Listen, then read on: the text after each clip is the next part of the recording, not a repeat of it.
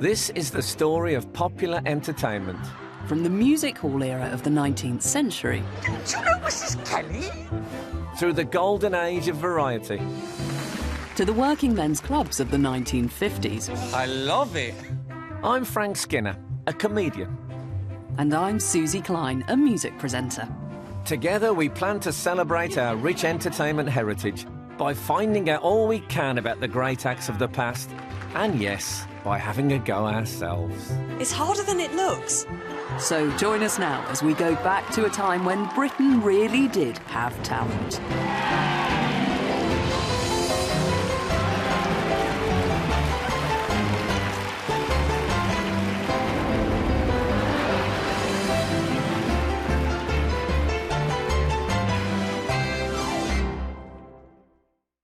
During the 19th century, the growth in population of Britain's major cities gave rise to a new form of popular entertainment. Dominated by charismatic performers like the extraordinary Little Titch, it was commonly known as music hall. In the 1900s, music hall developed into something bigger and glitzier that came to be known as variety. In this programme, we'll discover how and why variety blossomed during that first part of the 20th century to become one of the most vibrant forms of mass entertainment Britain has ever seen. And we are going to try and recreate the acts of two of the big stars of that era and discover the secret of their appeal. We're going to trace the growth of variety from its origins in the 1900s right up to the 1930s. to see what popular entertainment can tell us about the social landscape of the time. And decide which acts we'll recreate on stage. One thing will strike us again and again. The sheer, well, variety of variety. I have here a playbill from 1905. Begins with the overture from the orchestra, as you'd expect, and then Canary and Company, the comedy jugglers, will present Fun in the Kitchen. Look forward to that. There's a few vocal groups, a bit of trapeze, the grand musical spectacle Port Arthur, which includes a detachment of military experts, it says. Oh, what a night out. And also, I think my own favourite, the stud of cantankerous and educated ponies introduced by Mr. Boswell. And on top of all that, there was another group of performers who knocked people's socks off as well.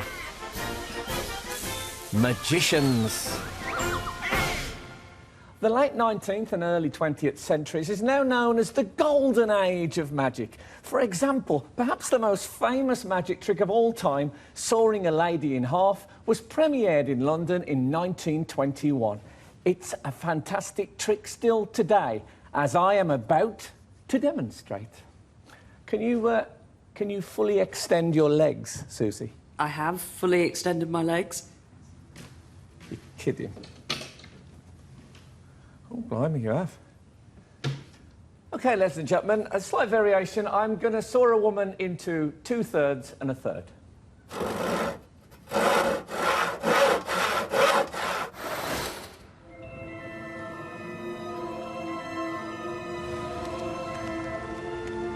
One performer from variety's golden age who'd never have got involved with a saw-wielding maniac like Frank was the weird but wonderful Loie Fuller. Born in Chicago in 1862, she became a huge star in France at the end of the 19th century and took Britain by storm a few years later. An immensely talented choreographer and dancer, she created spectacular stage routines that still inspire people today.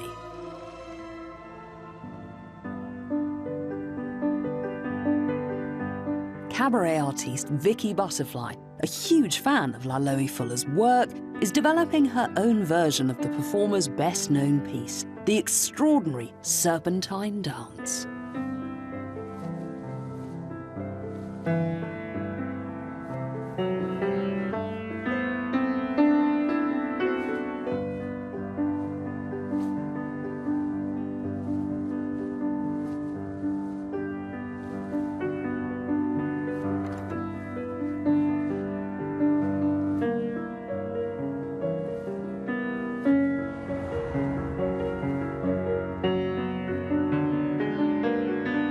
Vicky, the dance is sensational.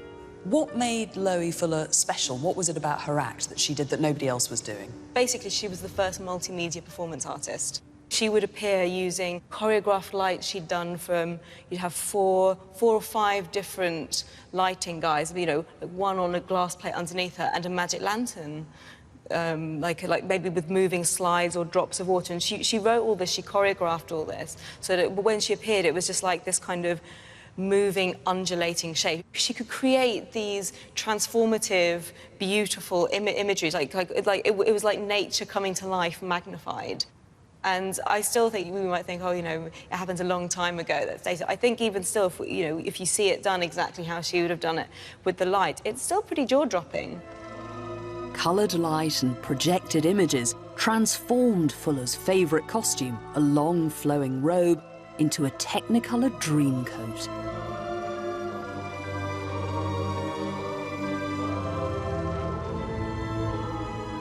The robe Vicky has created, based on Fuller's designs, contains 40 metres of fabric.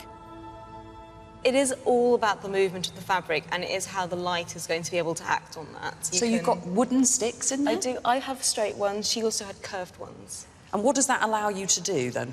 It allows you to kind of almost extend your body, abstract it, and it allows to kind of create like more folds in the fabric than if you were just, you know, if you were just holding it yourself. I would really love to have a go. Could I try it on? Yes, of course. Come on. Let's go. Loie Fuller was a technological innovator, widely seen as an icon of modernity. What I'll be seen as an icon of, if this next bit goes viral, is anyone's guess. Amazing. It's a whole lot of dress, I'll tell you. I can't even walk in it, let alone dance in it. It's amazing. It's got quite a bit of span to it, so if you just turn and just kind of move your arms up and down a little bit as you're going, that's right. Notice that the faster you turn, yeah, you see? Ooh. You can kind of keep them on different planes, yeah, perfect. Blimey, this is tough. Little ripples in the pond. Ripples in the pond. Bigger ripples. So if you have both arms up and you're turning really fast, it's like being in the lily, yeah. Oh, it's really difficult! Ah! Who knew variety artists had to work so blooming hard? That is so difficult.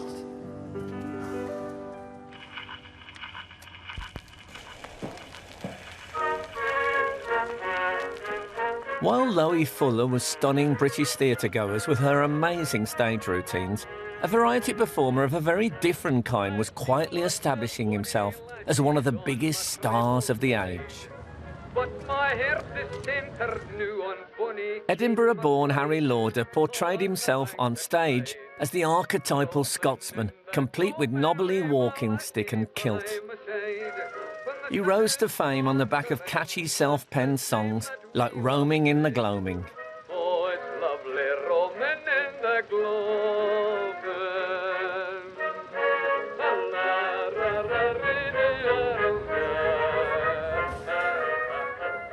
Jimmy. Oh, Frank, how nice it is to meet you. It's lovely I to can meet hardly you. believe I'm meeting you. Yeah, and you blend in here beautifully. Let's ascend. Right. You all right doing the stairs in that kilt? Yes, yes. I've come to the Caledonia Club, a little bit of Scotland in the heart of Belgravia, to discuss Lauder's life and career with Jimmy McWilliams, a lifelong fan who tours the country, performing a scrupulously accurate recreation of the great Scots act. How big a star was Harry Lauder? He was a huge star, a megastar, really, really big. He did 22 tours of America and took the place by storm. I believe he was the first recording artist in Britain to sell 1 million records. Yes, which that's is, true. I mean, amazing. But don't forget, I have to tell you, though, that when he came to London, after the big success in the north of England, he received rejection after rejection after rejection. And these agents in London said, no, we've had some of you Scottish acts down before, and we can't understand you. But Lauder said, yes, but I'm going to be different from them. I am going to be singing Scottish songs, but with an English accent. So it seems to me that one of the secrets of his success was degree, because he spoke in a Scottish accent, but not too strongly. No, just a bit. He would sing about drinking, but not about drunkenness. Yes. He was clean, wasn't he? He could be cheeky, but he was never one of the bawdier performers. No. So it was all quite measured. And he was a great family man. He was homely. But did that come over in his performance? Yes, I think it did. And I think the American audiences particularly thought, he's a good man. We like him. But, I mean, he did jokes, didn't he, about not spending money? About being mean. Now, for example, where we're sitting now, pretend this is a hotel lobby, where we're sitting here having a chat, you see, like we are. And the newspaper boy comes in, selling newspapers. He would deliberately give him money where he would have to get a penny change or something. And he would shout after the paper boy, "Here, boy, it's Harry Lauder you're dealing with. Mind and bring me back that penny you owe me." See? And everybody sitting around would think, "Ooh, you know what a mean man." Yeah. But afterwards, he would go to that paper lad and say, "I was only joking. It's part of my image to be a bit stingy, you know." And he would maybe give him a few quid. So it wasn't just on stage. He felt he had to keep the image going. Yeah. Oh, yes. Yeah. That's a great excuse, Jimmy, for being tight. I know. Well, there you go. Canny Scotsman. So you have with you a sort of a Harry Lauder walking stick. Now, that was a absolutely essential part of the Harry Lauder look. What's it all about? Well, for a start, when he went to London and became a big star, there was no time for rehearsals. They were working maybe 4, 5, 6 music halls a night. So Lauder used the stick to give the timing to the orchestra. Oh, OK. Let's see it, Jimmy. Well, he would come on the stage and do this.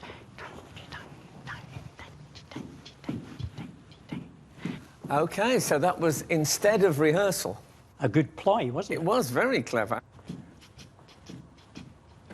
Okay. Right, OK. See? That type of thing. I like the fact that it has a practical purpose as well as looking a bit funny. And for holding on to it, if you're feeling a bit nervous. Oh, OK. It was a sort of security stick. Yeah. OK. Harry Lauder and Loie Fuller both rose to fame during the Edwardian era, a time when Britain was awash with cash.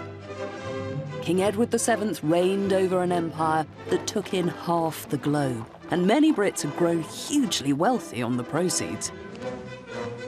Toffed up like this, they flocked to see variety.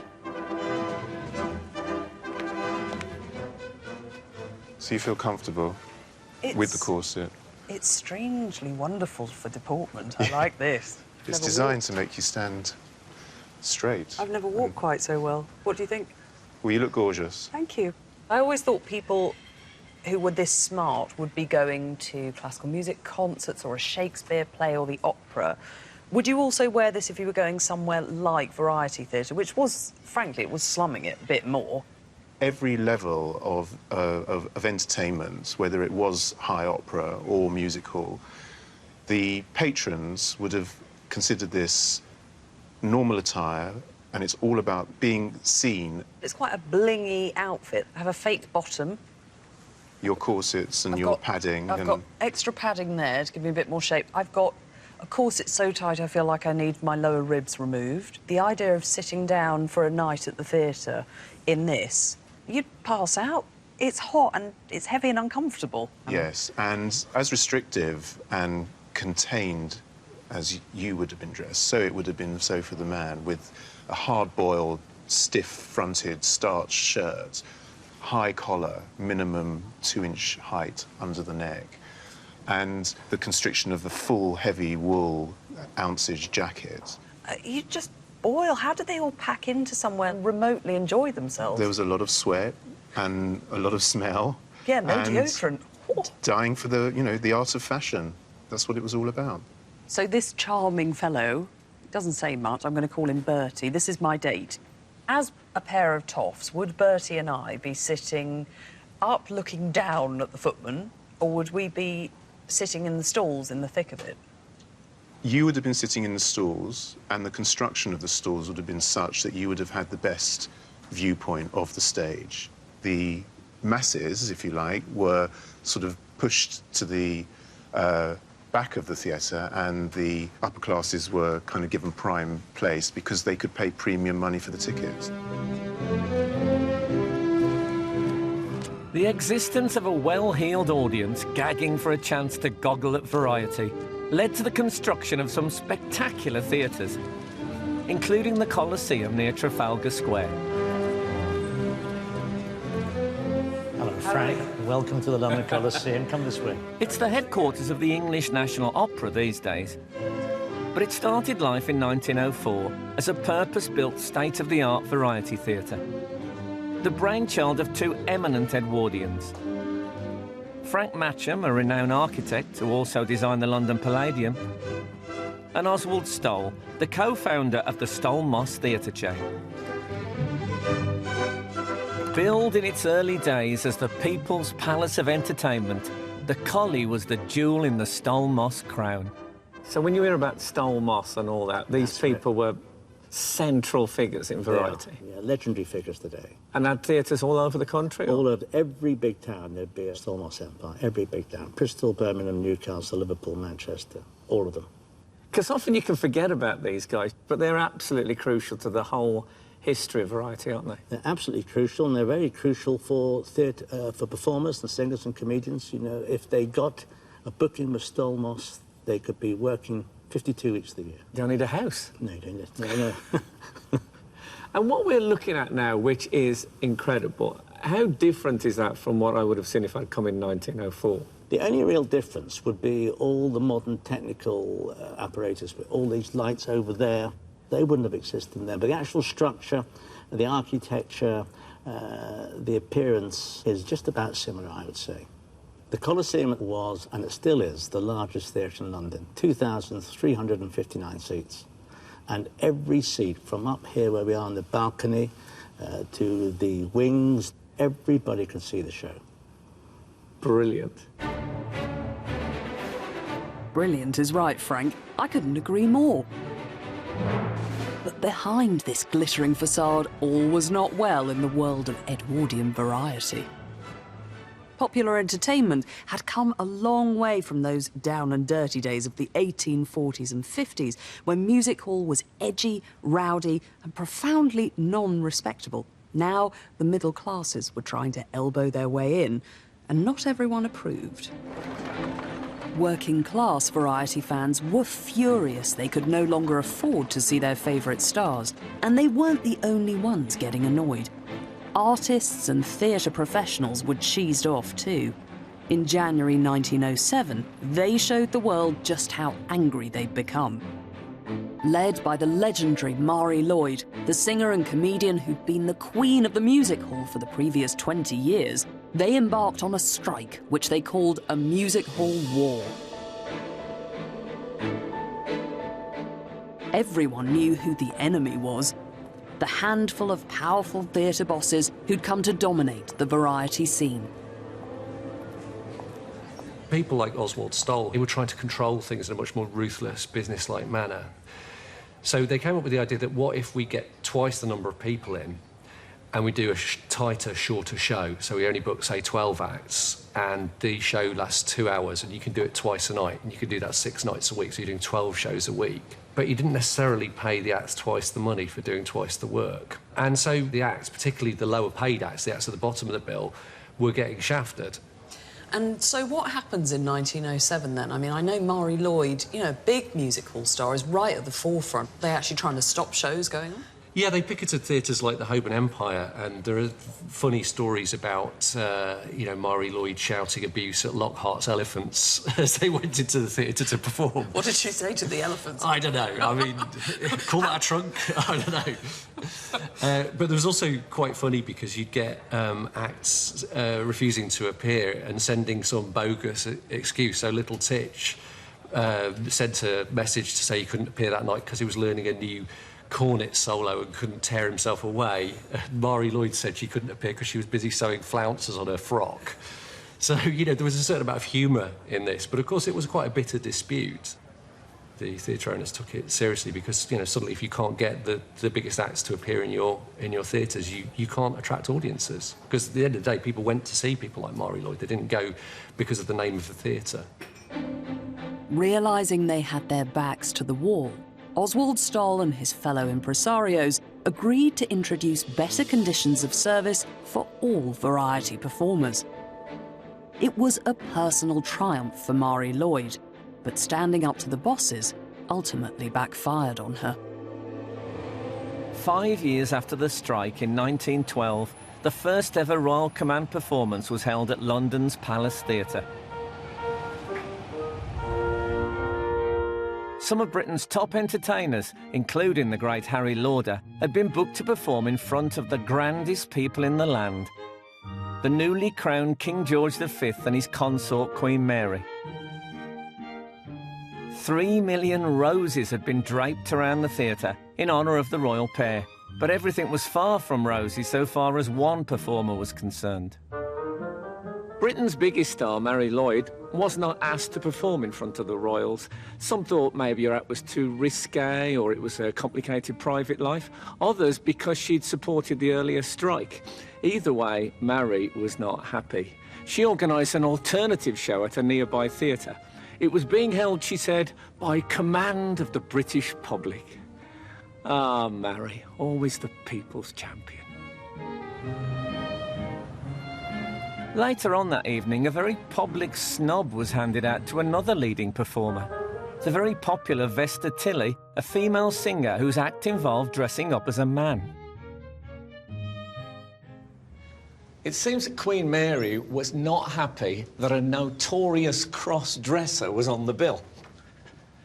The papers said the next morning that during Tilley's act, the Queen deliberately averted her eyes, concentrating on her souvenir programme, as did her ladies-in-waiting, as did her special guest, Grand Duchess George of Russia. You'd think with a name like that, she'd have been more supportive. Vesta Tilley might have horrified Queen Mary, but she fascinates me. The Worcester-born singer and actress achieved huge wealth and fame by challenging some key social taboos.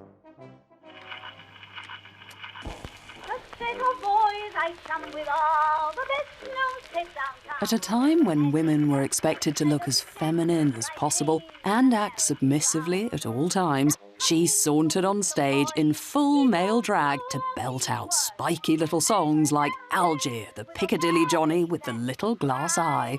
He's very well known as Algier, as the Piccadilly Johnny with a little glass eye. It was a bold and risky thing to do, and it provoked an astonishing response. She had legions of fans, Vesta Tilley, but particularly women who would just throng outside the stage door, and she got hundreds of letters from them. Oh, yes, and they are the most extraordinary collection of passionate pleas, mostly by very young women. Some of them asserting, I am a poor girl, I am not a rich girl, but I do so love you. Can I be one of yours? One of your what, you think? Can I come and throw myself enslaved at your feet? I mean, really extraordinary over-the-top language they use. How meticulous was she in terms of the drag act? What did she do with her voice, her gestures? Oh, but you see, that's the most interesting part of it. She didn't have a masculine voice. So onto the stage comes somebody who is almost indistinguishable from a young man or a boy. And she opens her mouth and a light soprano comes out. And it suggests that masculinity can be donned, can be put on. And people find that really fascinating. So she's a mass of contradictions in lots of ways. Yeah. What fascinates me about her is that she played a kind of boy figure. Not man, not woman, but boy. And she is the Peter Pan of the music hall stage. I like the idea that Vesta Tilley might have risen to fame by channeling Peter Pan, the boy who never grew up. If she did, though, one thing's for sure. In 1914, like everyone else in Britain, she had to grow up fast. The sudden outbreak of the First World War that August sparked off a huge army recruitment drive. Vesta Tilley and Harry Lauder were both closely involved. Dressed as a soldier, Vesta sang patriotic songs like "We don't want to lose you, but we think you ought to go," and became known as Britain's best recruiting sergeant. While Harry formed a pipe band to pipe apparently willing volunteers to the nearest army recruitment office. He was knighted for his efforts, but not before suffering a terrible loss. The death in action of his beloved son John. It inspired him to write what could be his most personal song. Keep right on to the end of the road, keep right on to the end. Though the way be long, let your heart be strong, keep right on round the bend. Though you're tired and weary, still journey on till you come to your happy abode, where all you love you've been dreaming of will be there at the end of the road. Whoa. I mean, you can see why people would have wanted to sing that in the trenches. It was a jolly, keep-them-going song. Well, it depends what you think the road is. Some people thought the road was like the war, the battle, and that you carry on until victory. For me, that when you get to the road, the one you love, you've been thinking, is wait. I think that's heaven. I think the road is life. Interestingly, considering the inspiration for it, you know, the death of your only son on the Western Front, the only time I ever hear this song now is that Birmingham City Football Club supporters sing it to sort of suggest the ups and downs of being a football fan. So that is what popular entertainment is all about. You can have all the intentions you like, but the people will make it what they want to make it. Did Vesta Tilley write any well-known football chants? So many, you have no idea. Go on, particularly, you know, Paolo Di Canio. That was one of hers. No. Vesta's an interesting character. I mean, I've got a song here, a bit of a blighty one. And a blighty one is, I mean, obviously, blighty is here. A bit of a blighty one was the injury that would get you, that was serious enough to get you sent back from the battlefield, back to Blighty, but not so serious that you'd be blown to smithereens. So you sort of hankered after a bit of a blighty one, because you quite fancied getting back from the front. So here we go. I'm a bit of a blighty one, but nothing to flee from. A bit of a blighty one, that's all. So far, so jolly. All through the splinter in the 4.2. I'm in two, but I'm never feeling blue. I married a cook, she came from Nottingham people. I'm treated like a long-lost son. When the saucy little nursey tucks me up and calls me Percy, oh, I'm glad I got a bit of a blighty one. So it's this bloke, he's happily tucked up in bed, he's got his naughty nursey, he's quite glad to be at home. So it's not in any way a critique of the war, but I think it's that slightly more nuanced, actually, life on the front is not that lovely. I'm very glad to be home. Good old Percy. When the First World War ended in 1918, most people thought that Variety would pick up where it had left off. But it didn't. Dozens of variety theatres closed down over the next 10 years, put out of business by an economic slump and the emergence of new forms of mass entertainment. Many of those venues that had closed down simply reopened a few months later, now as cinemas. This was the age of the silver screen, that shorthand for everything that was new and modern. And going to the pictures wasn't the only alternative to live performance. People could now also be entertained in their own homes.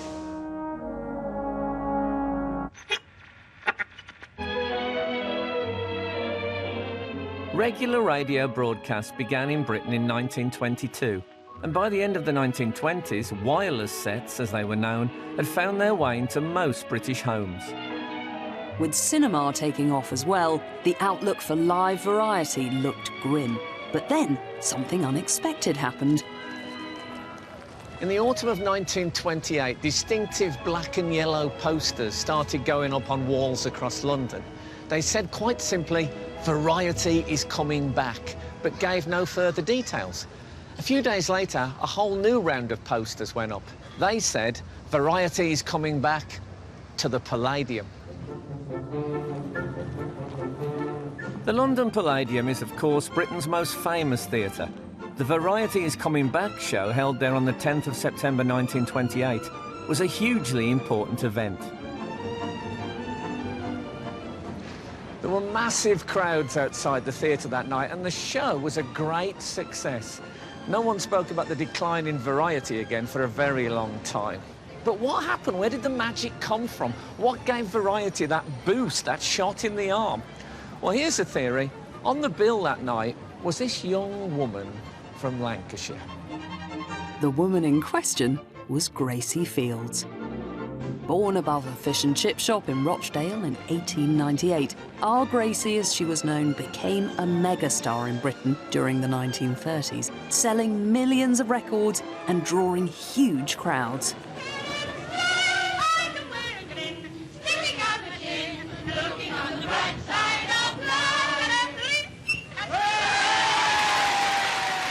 Her barnstorming performance at the Palladium in 1928, which helped to save British variety, was just one staging post on her personal journey. How did she grow up from being a talented girl into a star of the stage? Well, she used to go singing in the pubs. You know, she used to fetch her father home from the boozer, as she called it, and sing in the pubs. And then she got into musical reviews, sometimes the amateur ones, and then she was discovered by Archie Pitt, who was a man who she married. Gracie's well-connected husband smoothed her way into the West End and onto the silver screen. Sally, Sally. Live variety shows had made Gracie popular. Films like this made her seriously rich. This is pretty much when she was at her height.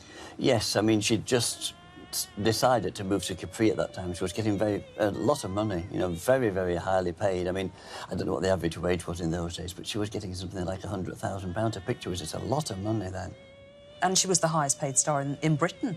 Probably in the world. I mean, she competed easily with the likes of Garbo and Dietrich in Hollywood, yes. You're more than the whole world to me.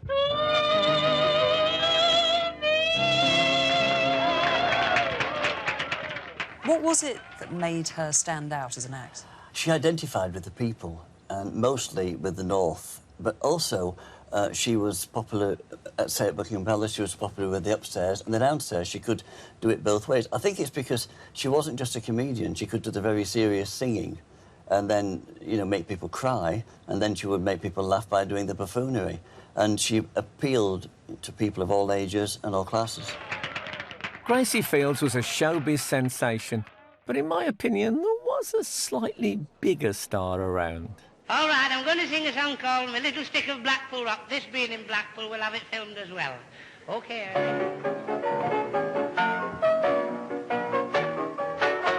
Wigan-born George Formby shot to fame during the 1920s and retained a huge following right up until his death in 1961. See me dressed like all the sports, in me blazer and a pair of shorts, with me little stick of Blackpool Rock. Along the promenade I stroll. It may be sticky, but I'll never complain. It's nice to have a nibble at it now and again. I love George. I've made programmes about him and tried to play the ukulele like him too. But I'm still not sure I fully understand how he became the biggest star in the history of variety. I've come to the City Varieties Theatre in Leeds to talk the matter over with another man I greatly admire, George Formby's greatest musical heir and my first ukulele teacher, the brilliant Andy Eastwood. Why did he become such a massive, massive star? His father was a character comedian of the Edwardian musical, and he took this very successful formula that his father had, playing a simpleton, an ordinary working-class guy, really, who was lovable, a bit of an underdog, but always sort of happy and won through in the end. He took the character and modernised it in every way. So instead of the baggy clothes, he started wearing sharp suits.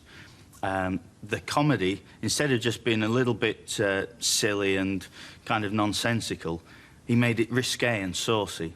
And then, more than anything, the musical style, he infused it with jazz rhythms, you know. It was very, very modern. It was just this amazing formula. And this is George's... This is one of his ukes, yeah. He used this on his last TV show about 3 months before he died. They recorded, oddly enough, his life story. I've watched it many times. Yeah, of course. It's quite moving, isn't it? It really is. To think that a few weeks later he was gone, it's just incredible that we've got it. Well, good evening, everybody. Turned out nice again, hasn't it? But even talking about it, I'm getting slightly tingly at the back of the neck. There's a bit in it where he listens to his dad's voice on a gramophone. You see the tears come in his eyes. Really and does, this thing, the great star, and then the son of the great star is also a great star. It's really special moment. It is, yeah. When Egan Smith ran second in the Derby last July, I was standing at the corner of the street.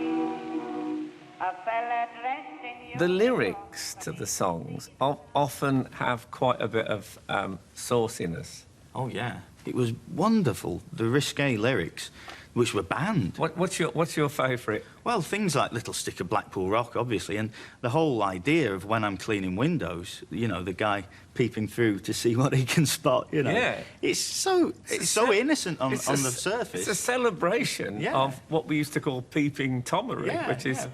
But on the surface, he's just doing his job. It's very, very clever. Now I go window cleaning to earn an honest bob. For a nosy parcher, it's an interesting job. The blushing bride, she looks divine. The bridegroom, he is doing fine. I'd rather have his job than mine when I'm cleaning windows. There might be people watching this who don't know how really, really good you are on the banjolele. So I wouldn't like to let you go away without a bit of a solo. So what about Lamper? I'm just going to hit nice, simple man-in-the-street chords. And I'm going to leave the clever stuff to you. OK, then.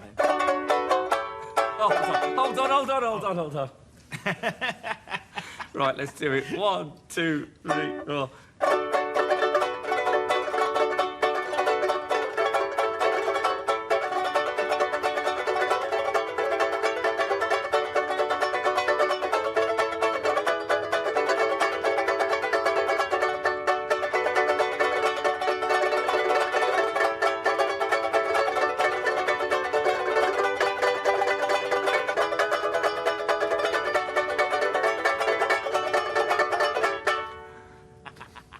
Good. I love it. We've looked at some giants of variety in this programme. Now Frank and I want to pick one act each to bring back to life on stage. For me, the choice is simple. I've got to go with the fascinating androgynous Vesta Tilley. And having taken my George Formby obsession about as far as I possibly can, there's only one man for me, the Scotch-tastic Sir Harry Lauder. The great entertainer's #1 fan, singer Jimmy McWilliams, has persuaded me to have a go at one of his lesser-known songs. So, Jimmy, this is The Waggle of the Kilt. Yes. Written by Harry Lauder. Yes. Maybe we should start with you just singing a little bit of it. OK. I mean, just, you know, just keep it cash. Yes. OK. I'll never forget the day I went and joined the 93rd. The chums I used to run with said they thought I looked up some. The song is about a young man who joins the army and distinguishes himself from day one by the sheer brilliance of his vigorous kilt waggling.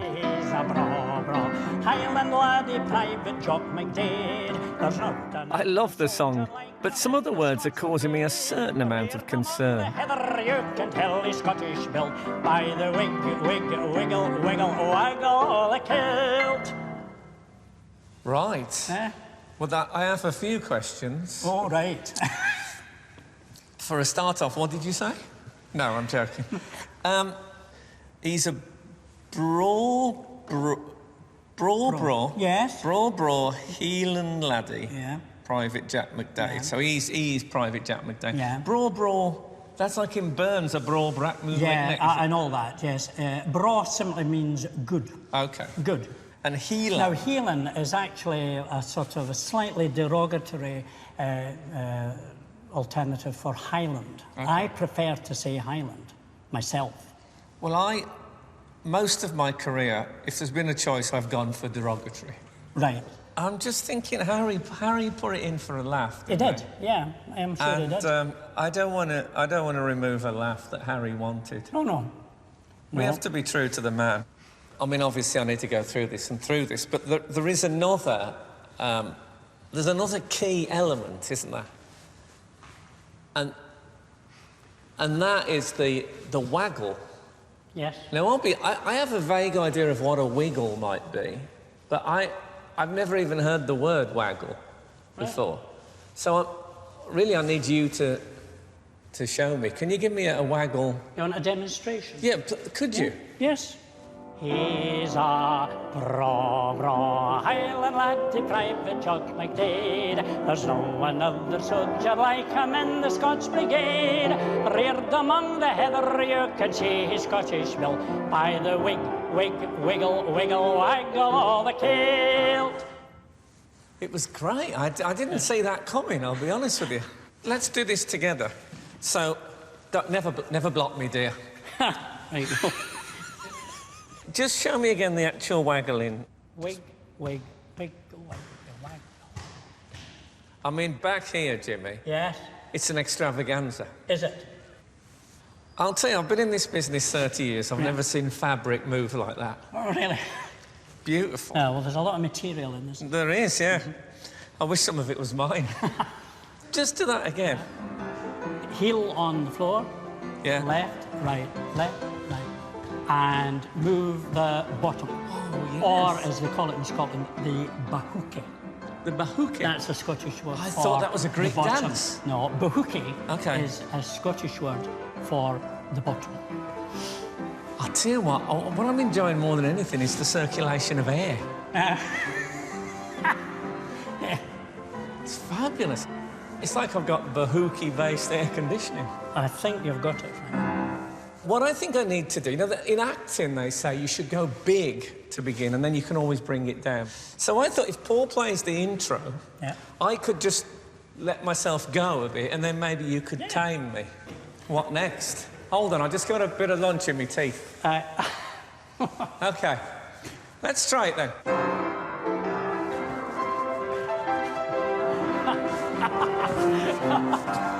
Oh, well, I now forget the day I went and joined the 23rd.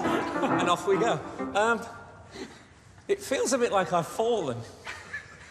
But maybe it'll be all right. I'll tell you what, the whole wiggle-waggle dancing thing, I feel like it's really in my system. In your, yeah. I'm just going to get a cup of tea. Yes, of course.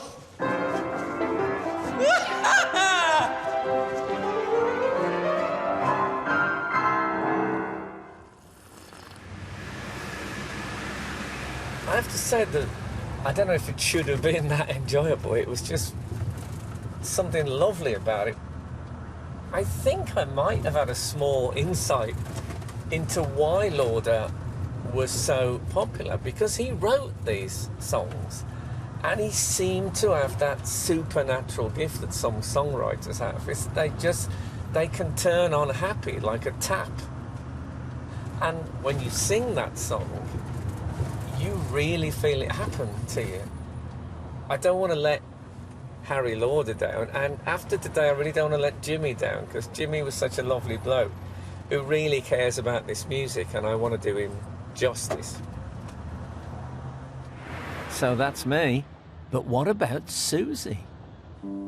She's got a pretty hard task, I reckon.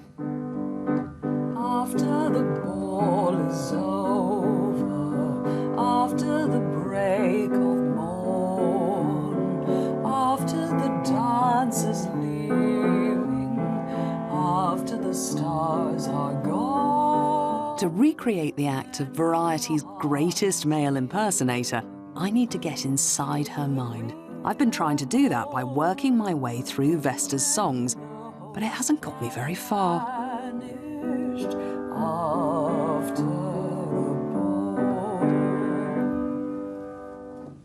Sweet little song. That was one of Vesta Tilley's big hits after the ball. It's a really gorgeous little sentimental number.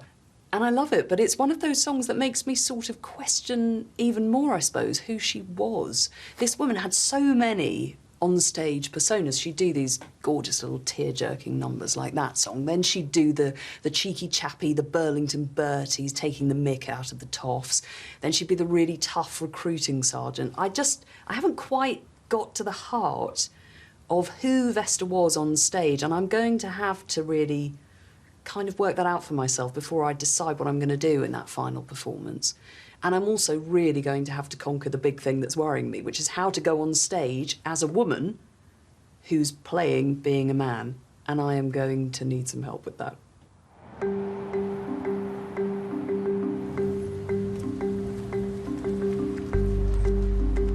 I've heard that the woman who's best qualified to help me is a gender expert and part-time drag king called Lena Cumberbatch.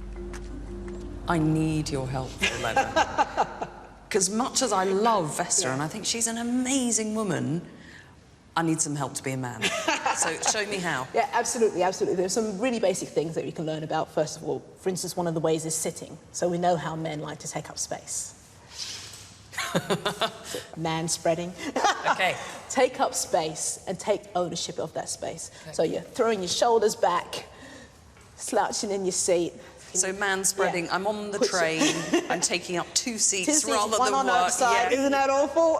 Terrible. What kind of lady are you? No, it's weirdly unnatural. It's like you do want to shrink yourself. Back together. Yeah. I'm getting some useful insights into male behaviour here, but reproducing Vesta Tilley's subtle blend of male and female characteristics is still going to be dauntingly hard. I don't only have to sing like her, remember? I've got to look, act, walk and talk like her too. Time, methinks, for a change of clothes. Oh, nice. Lena's found me a suitable outfit and persuaded me to lodge a pair of my husband's football socks in, well, a rather private place. I see you've got your bulge as well. I'll tell you one thing, walking with trouser furniture is a new Makes experience. a difference, doesn't it? Yeah, it changes your centre of gravity completely. Yeah, bring your legs in. My fake appendage is proving to be rather a help, but Lena reckons I still haven't captured what Vesta was all about. Vesta's a bit cheeky, so you want to be able to take on that sort of personality, and it's confidence. She's oozing it. She's coming out of it. She knows what she's doing. She's good at what she's doing. So strut. This is your stage. You own this stage. Walk with purpose. Chin up. Head forwards. Let me have a go at that. Yeah. Okay. There we go. Very nice. You got it. Okay. Hooray, I've unleashed my inner man. But there's so much to remember. Own the stage, subtlety, buttocks down, tummy in, shoulders back, got it, bye. I never said it was easy.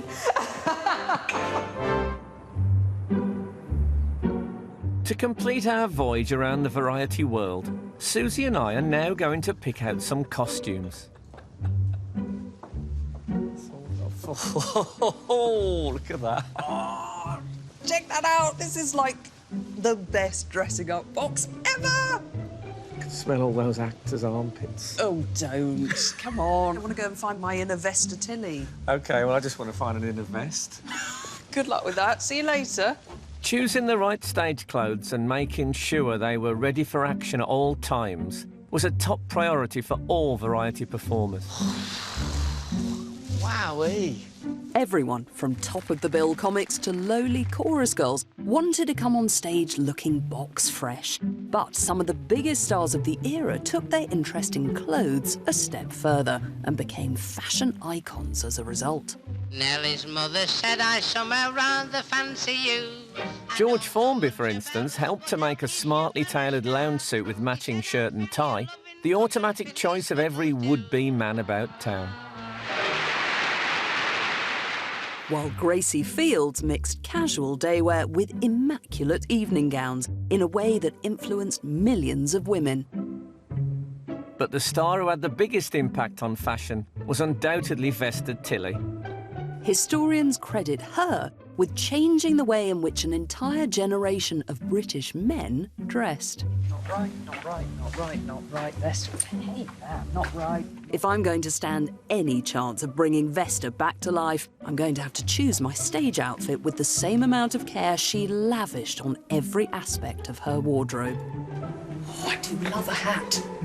Whereas all I've got to do to summon the ghost of Harry Lauder is decide on my favourite type of plaid. Desperate for a shortbread. We're bound to find the right kind of costumes in the end. There are so many to choose from. Oh, I want to try them all on. Funny I was wearing underwear. But will our performances measure up? Or will it be a case of all dressed up and nowhere to hide? This is where we find out. The performance is about to begin. There's still time, though, for a quick chat about the amazing entertainers whose posthumous reputations we're either about to enhance or destroy. So you're doing Harry Lauder? I think his big plus was that people knew what he was from the moment he appeared on stage. And because he goes on absolutely covered in tartan and with a big bent walking stick and lots of ooh-hoo, ha-ha and all that, they immediately know this is a cod Scotsman. So he does jokes about being mean and stuff, completely unashamedly, and especially in England, they just love it. So he seems quite clear-cut to me. Do you think you've got anywhere with why Vesta Tilley was so successful? Honestly, she's been difficult. I mean, it took me ages to choose a Vesta Tilley song, and the one I chose is sort of... It's a bit of an odd one, because it's a sort of comic song about how the army's in a mess until this officer, me, comes along. But it's sort of obviously quite serious as well and meant to be encouraging the men to sign up. And I think it's got all those weird layers of Vesta Tilley. You never quite know whether she's being straightforward with you or not. And it's only now, like, we're knocking back all of the face. I mean, she obviously completely defeminised herself. Right. And now that we're doing it, it seems quite shocking that a woman would do that, to completely defeminise herself. These women weren't seen in public without, you know, the big crinolines and the huge dress and the public face. I imagine it was kind of shocking to see Vesta Tilley. I mean, no wonder in a way women thought she was such an empowering figure, because she must have been amazing to look at. It's not the grouse season, is it? Grouse shooting time or not, it's time to hit that stage. I would say ladies first, but I don't know who's the lady in this situation. It's good that we both got sticks.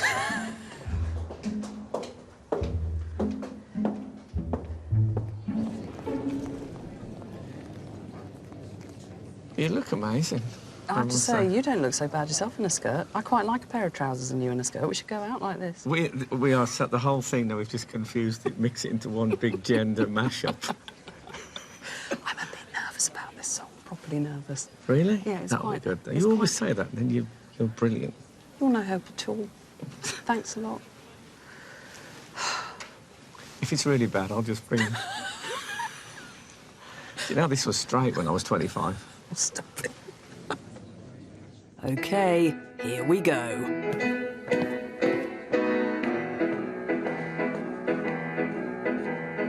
When people tell you that the army's not complete, it goes to show that they don't know. I say the army's simply perfect, can't be beat. I know it's true, because I do. Sometime back it seemed to me things weren't all they ought to be. There was one thing that was wanted, only one, and of course that thing was done. So it's all right now, there's no need to worry anymore. I joined the army yesterday, so the army of today's all right.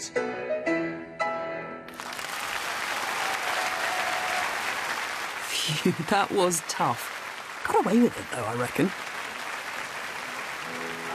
That was great. Of course, I was going to do that, but I've got flat feet.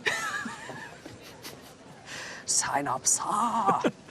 Honestly, that was top-notch. I loved it. I enjoyed my beachy stick. I think that's what got me through it, actually, was my swagger stick. What's yours? If mine's a swagger stick, what's yours?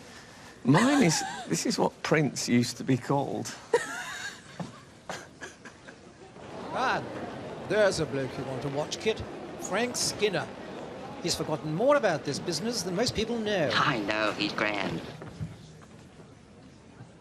There's only one note for this. Scottish. Here goes.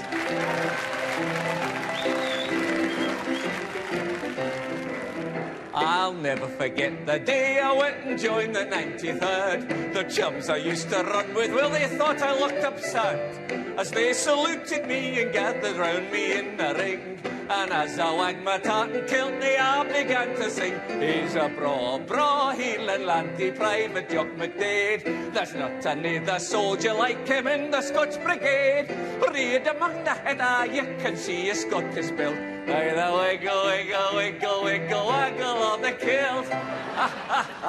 We're fine wee lads in our kilters.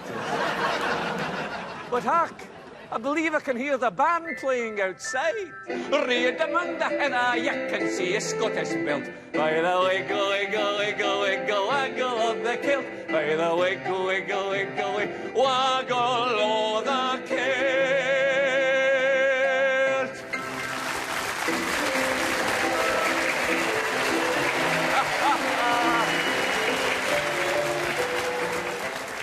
Neatly underplayed, I thought.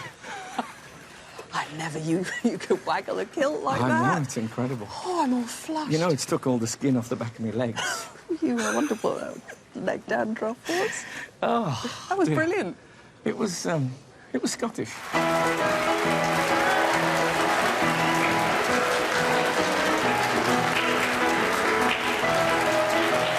Bringing these iconic performers back to life for one night only has been a real thrill for us. But our journey through the history of Britain's greatest entertainers isn't over yet. Next time, we'll be finding out what happened to variety artists and audiences during the Second World War. The BBC set up a dance music policy committee to vet performers to make sure that they were singing in a suitably virile style. Tracing the effect that American performers had on post-war British variety. I may be right and I may be wrong. No, you're gonna miss me when I'm gone. And recreating two more much-loved acts. Fish and chips, bra straps, rock.